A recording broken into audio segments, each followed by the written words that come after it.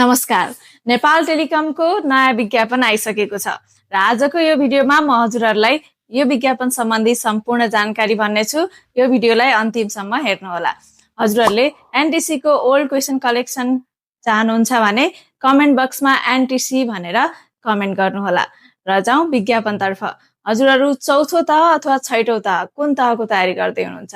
चौथो तहको तयारीको लागि एसएलसी पास, एससीएमा 2 जीपीएमा पास हुनुहुन्छ भने पाउनुहुन्छ र यसको साथै संगठित संस्थानको पीटेस एक्जाम पनि पास गरेको हुनुपर्छ।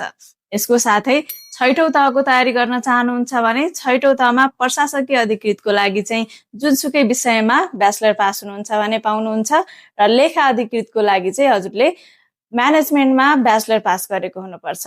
फारम भर्ने अन्तिम मिति फागुनको 7 गतेसम्म र दोब्बर दस्तुरमा फागुन 14 गतेसम्म रहेको छ। हजुरहरूले तयारी गर्न चाहनुहुन्छ भने स्मार्ट जीकेमा नयाँ कक्षा भोलिदेखि नै सुरु हुन गइरहेको छ। चौथो तहको तयारी गर्न चाहनुहुन्छ भने 2100मा फुल कोर्स कक्षा पाउनुहुनेछ। त्यसैले ढिलो नगरी आजै कक्षा जोइन गर्नको लागि कमेन्ट बक्समा कमेन्ट गर्नुहोस् अथवा तल दिएको व्हाट्सएप बटनमा क्लिक गरेर कक्षा जोइन गर्नको लागि चाँडै नै मेसेज गर्नुहोस्। हस्त, धन्यवाद।